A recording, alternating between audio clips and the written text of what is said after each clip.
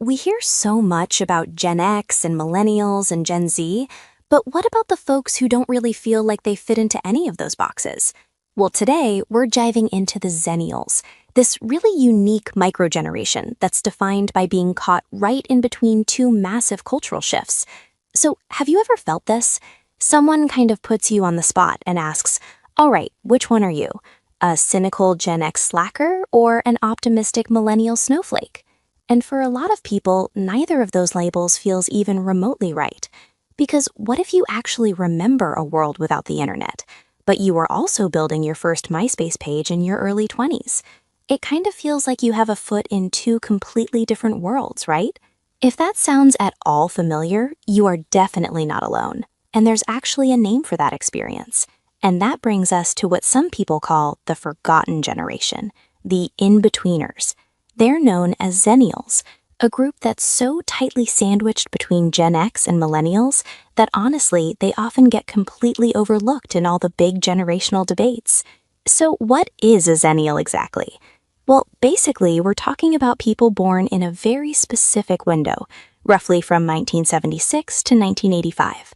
But it's not just about the birth years. The absolute key here is their unique life story.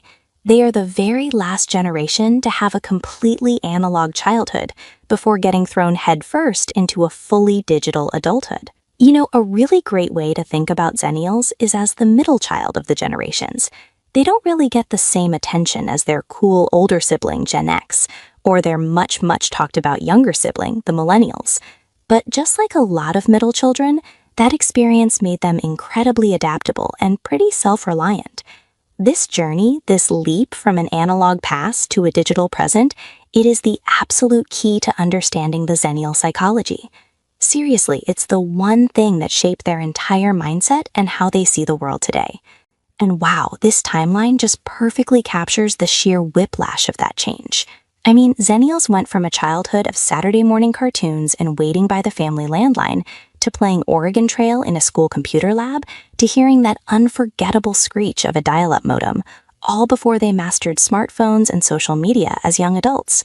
No other generation went through that kind of rapid-fire tech transition during their formative years, and you can bet this totally changed their social lives.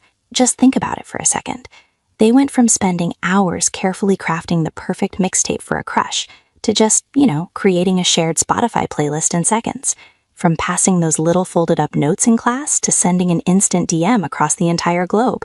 This duality is just baked right into their DNA. So look, this was so much more than just learning new tools or gadgets.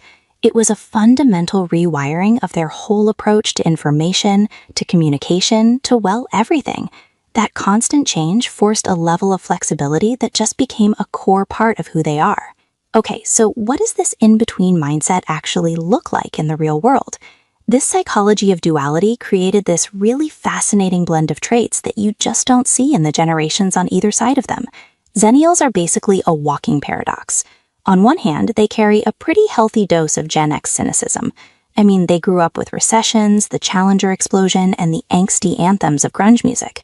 But on the other hand, they also soaked up all that contagious optimism of the early tech boom, that millennial idealism that believed technology could connect the world and solve big problems. And all this boils down to some really specific traits. They have what you could call an adaptability superpower.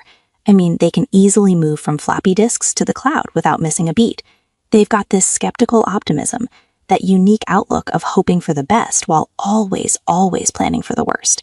They kind of exist in this social limbo, valuing face-to-face chats, but also being totally fluent in memes. And their work ethic? It's a really interesting mix of old-school Gen X loyalty and the millennial entrepreneurial drive. But this constant in-between state, it can have a psychological cost. Because they're so often just lumped in with other generations, they can experience what psychologists call generational invisibility. And this can lead to a kind of imposter syndrome, this nagging feeling that you don't truly belong to the old guard or the new one, and you're always questioning where you fit in. So is being a Xennial a blessing or a curse? Well, like anything, right? It's a bit of both.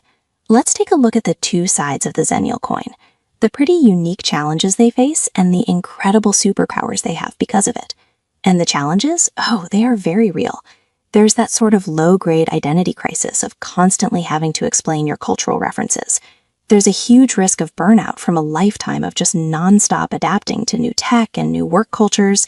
And then there's the cultural gap, where your 90s movie quotes just fly over the heads of younger colleagues, while the older ones have no idea what your internet humor is all about. But here's the cool part, the flip side. These challenges actually forge some incredible superpowers. Xennials are the ultimate bridge builders, especially in the workplace. They can translate between boomer bosses and Gen Z interns like nobody else. They have this uniquely balanced perspective. They're not blinded by idealism, but they're not crippled by cynicism either. And their analog roots give them this amazing creative edge, letting them blend old-school problem-solving with new-school tech. And you can totally see this mindset in some really famous Xennials. Just think of someone like Scarlett Johansson, who can adapt to literally any kind of role, from a small indie film to a massive superhero blockbuster. Or consider Mark Zuckerberg, who built a whole digital empire from that very specific mindset, understanding analog social circles and figuring out how to translate them into a digital platform. So it all comes down to this one big question. Are Xennials just stuck in some kind of generational limbo, forever caught between two worlds? Or did their totally unique journey actually give them the perfect blend of skills and perspective to thrive in our crazy, fast-changing world? Maybe they're not the forgotten generation at all, but the secret one that's holding it all together. So, if you enjoyed this video, consider liking it. And in which year were you born? Comment down below. Also, if you want more psychology-based insights explained in simple, practical language, hit subscribe. And remember, understanding yourself is the first step to changing your life. I'll see you in the next video. Bye.